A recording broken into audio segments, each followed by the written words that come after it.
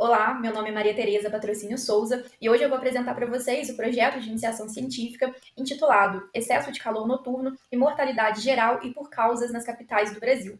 Esse estudo foi desenvolvido no período de 2024 a 2025 sob orientação do professor Mário Círio Nogueira. Primeiramente, qual o contexto que estamos vivendo? Sabemos que as mudanças climáticas, o aquecimento global, têm aumentado tanto a frequência quanto a intensidade das ondas de calor e também das noites quentes. E o problema do excesso de calor noturno é que ele afeta o sono, afeta o ciclo circadiano, a termorregulação, e isso impacta em diferentes sistemas do nosso corpo, como o sistema cardiovascular, sistema respiratório, imunológico e também o psicológico. E por que esse nosso estudo é tão necessário?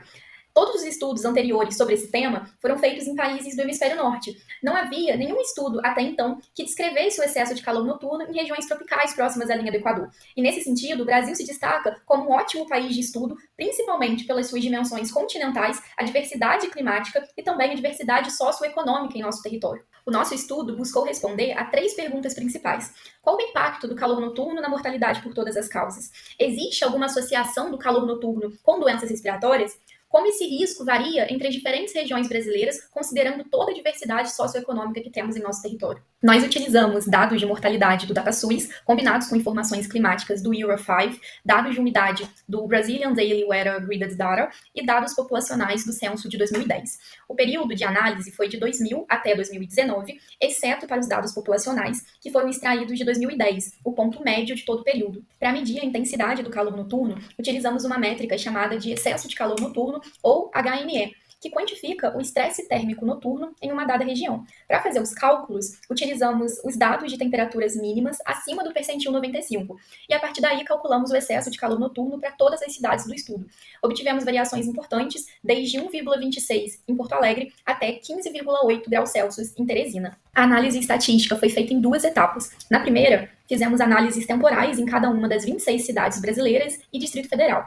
Utilizamos um modelo linear generalizado, com distribuição quase Poisson, em um Distributed Lag Nonlinear Model, para captar principalmente os efeitos atrasados da temperatura e da umidade, com uma defasagem de até 10 dias. Também foram feitos alguns ajustes do modelo, principalmente por temperatura média e por sazonalidade, para que a gente reduzisse os efeitos do calor diurno.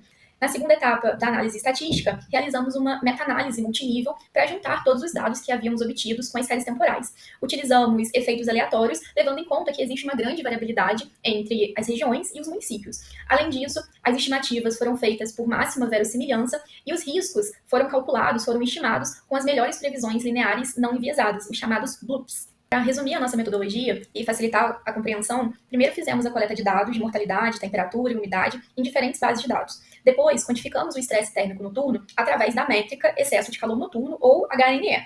Depois, seguimos para as análises temporais para cada uma das 26 cidades e do Distrito Federal. E, por fim, fizemos uma meta-análise para agregar as estimativas entre essas cidades. Quais foram nossos resultados? No que se refere à mortalidade por todas as causas, foram analisadas mais de 5,5 milhões de mortes. De forma geral, vimos que o excesso de calor noturno impacta diretamente na mortalidade, e esse impacto foi mais forte nas regiões Sudeste, Sul e Centro-Oeste. O Sudeste com risco relativo de 1,21, o Sul com risco de 1,16 e o Centro-Oeste com risco de 1,15. Nas regiões Norte e Nordeste, observamos até um aumento inicial do risco, como pode ser visto na imagem ao lado, mas que acaba se estabilizando e perdendo significância em valores mais altos do HNE. No caso das doenças respiratórias, obtivemos 619 mil mortes. O excesso de calor noturno também aumentou o risco de mortalidade, mas a associação significativa aconteceu apenas no Sudeste, com risco relativo de 1,38, e no Sul, com risco de 1,30. Nas demais regiões, Norte, Nordeste e Centro-Oeste, essa relação se mostrou fraca e pouco significativa.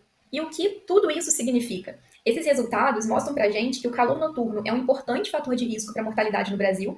O impacto foi mais significativo nas regiões mais frias, como o Sudeste e o Sul, e no Norte e no Nordeste, as populações parecem estar mais acostumadas com as temperaturas mais elevadas, seja por uma adaptação fisiológica, seja por uma adaptação infraestrutural, o que pode explicar a curva de risco estar mais estável nessas regiões. A mensagem central que queremos deixar com esse estudo é que o calor noturno mata silenciosamente. Esse é o primeiro estudo do tipo realizado em um país do sul tropical e traz evidências inéditas para o Brasil. Os resultados reforçam para a gente a importância de políticas públicas de saúde e também de adaptação climática, principalmente diante desse cenário de aquecimento global, que é uma realidade para todo mundo. Deixo aqui as nossas referências bibliográficas que podem ser acessadas via QR Code. Essa é a nossa equipe, voluntária, bolsista e orientador da iniciação científica. Reforço aqui nossos agradecimentos às professoras Cássia e Letícia de Castro Martins Ferreira, que foram essenciais para a conclusão do projeto. Agradeço a atenção de todos e deixo aqui meu contato para quem tiver interesse em saber mais sobre essa pesquisa. Muito obrigada.